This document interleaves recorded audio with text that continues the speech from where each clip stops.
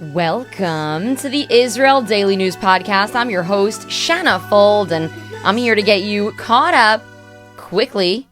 I've got some top news stories for you today from Israel, and guess what?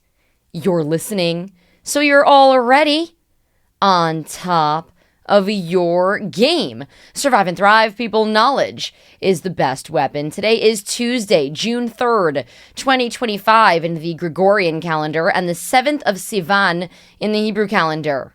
Now, let's get to the news. A 45-year-old man launched a violent attack on a pro-Israel rally in Boulder, Colorado Sunday after allegedly planning it for an entire year.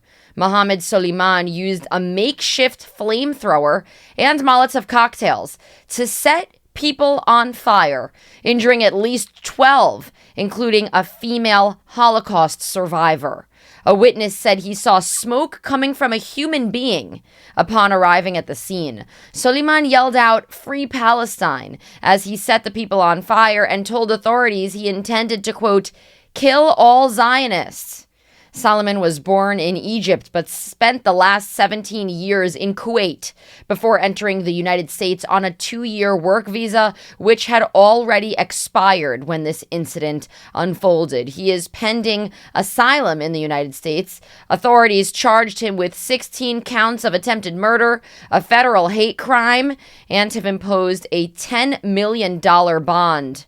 I assume he's not going to be getting that asylum that he's waiting for. Initially, the local Boulder, Colorado police did not want to call this incident terrorism, but federal officers say this is clearly a hate crime and an act of terror. The demonstration was a peaceful call for the hostages to come home. Local health authorities in Gaza are reporting that Israeli forces killed at least 27 Palestinians near an aid distribution site outside of Rafah on Tuesday. The IDF says its troops fired on several individuals who advanced toward them, claiming they deviated from designated humanitarian routes and posed a clear threat. Dozens more were wounded. This incident sparked chaos during another aid operation in Gaza. An explosive device killed 3 Israeli soldiers and wounded 2 others during a military operation in northern Gaza Monday morning. Staff Sergeants Lior Steinberg of Petah Tikva, Ofek Barhana of Yavne, and Omer Van Gelder of Ma'ale Adumim, all members of the Givati Brigade's Rotem Battalion, served as combat medics and a squad commander. The 3 were operating under the 9th Armed Battalion during this incident, which happened in Jabalia. The blast went off as the soldiers were driving a Hummer vehicle that hit the explosive. All 3 soldiers were in their early 20s. Their deaths raise Israel's military death toll in Gaza and the surrounding border operations to 423. On Sunday, Hamas announced its willingness to resume negotiations, emphasizing that any new agreement must ensure relief, quote, for our people and an end to the humanitarian catastrophe, ultimately leading to a permanent ceasefire and the complete withdrawal of the occupation forces. The statement came a day after Washington's Middle East envoy Steve Witkoff presented a new truce plan. Although both Hamas and Israel remain engaged in talks, Hamas has introduced new demands that sharply diverge from Israel's positions. Mediators continue working to broker an end to this war, but the 2 sides have yet to reach an agreement. Israel has decided not to send a delegation to Qatar following Hamas's new demands. IDF Chief of Staff Lieutenant General Eyal Zamir announced the end of a pilot program training female soldiers for infantry mobility. After 6 months of training, the IDF found that while the women performed professionally, their physical fitness levels did not meet the demands of the role and posed potential health risks to their bodies. Of the 34 women who joined the program in November 2023, 23 of them remained at the time of the program's cancellation. A new revised program designed specifically for women is expected to roll out next year based on insights from the trial. The IDF says it is committed to gender integration, noting that more than 90% of roles are open to women and that female combat enlistment has surged surged in recent years.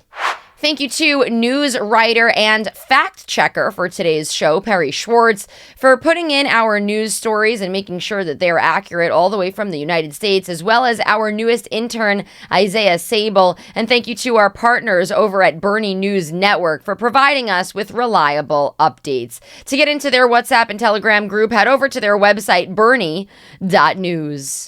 I want to thank all of you for your interest in Israeli affairs. Israeli politics are world politics. I also want to thank all of you who personally finance and fund the Israel Daily News podcast with monthly contributions. You can support us with contributions by going over to our new website, israeldailynews.org, and clicking on donate. The Patreon link is over there, and you can send us a monthly donation using that link. There's also an option for a one-time donation.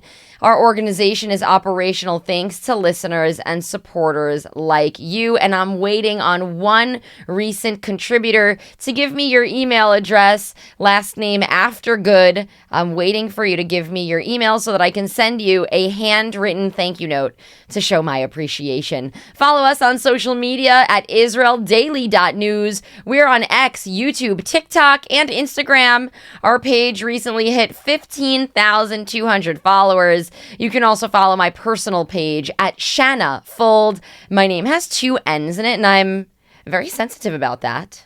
Spain is canceling a $310 million deal for Israeli-made Spike LR-2 anti-tank missiles, halting production and cutting ties with Rafael Advanced Defense Systems. The Defense Ministry under Minister Margarita Robles of Spain also terminated a related contract with Rafael's Spanish subsidiary, PAP Technos. Officials say the decision reflects a broader effort to reduce reliance on Israeli military technology amid Israel's ongoing war in Gaza. Spain now plans to evaluate the U.S.-made Javelin system from Lockheed Martin as its replacement. This move follows a similar cancellation in April and is part of what is being called disengagement plans from Israeli defense partnerships. This is pretty shocking because this deal has been in the works for quite some time, and I've been following it. I'm sure this is a big blow to the Israeli defense sector. Foreign investors are coming back to Israel with the likes of roughly 2.5 billion shekels, or about $700 million US dollars, into the Tel Aviv Stock Exchange just in the month of May, signaling renewed confidence despite the war in Gaza and the ongoing regional instability. Bank stocks led the surge, making up 70% of foreign acquisition. Defense sector stocks continue to attract interests, with foreign buyers purchasing around 5 billion shekels, or 1.4 billion US dollars worth since January. The month also saw the second highest trading volume in the exchange's history and a new IPO. This is all despite occasional disruptions, like a missile landing near Ben Gurion Airport, just outside of Tel Aviv, if you remember that incident. All right, well, that is it for today's show. Today is Tuesday, June 3rd, 2025. Tel Aviv has a low of 21 degrees Celsius and a high of 25 degrees. That's 70 degrees Fahrenheit for the low, going up to 77 for the high. We are everywhere. Don't forget to sign up to our Israel Weekly News Wrap. The Israel Weekly News Wrap is a newsletter with the top 5 stories coming out of Israel from throughout the week, and of course with a personal note from me at the top. You can sign up for that at israeldailynews.org. Scroll down to the bottom and put your email address in. I'll send you off with a song called I Want You to Miss Me by Joshua Washington. He's a talented singer and musician who aggressively supports Israel, and he just came to Jerusalem to perform a concert, which we here at the Israel Daily News covered for our favorite, one of our favorites, Nicole Raviv, who is invited to perform alongside him for his emotional concert in which he made a public farewell to his late wife, who recently passed, leaving him with 2 young children who were present at the concert. He lives in the United States, but joined us here. And now we have another artist to add to our mix. Enjoy this song and have a great and productive day and an excellent week. Shavua Tov, everyone. 1, 2, 3. I want you to miss me, girl. I just like I miss you. Yeah. The thing about it is, girl, I want you to miss me, girl. I want you to miss me, girl. Just like I miss you. Yeah. Now listen. I know you think I'm being crazy or just downright insecure. Well, I make no objection, baby. You're probably right, I'm sure. Well, now I've finally figured out, after all this time and all this pointless arguing, all I really want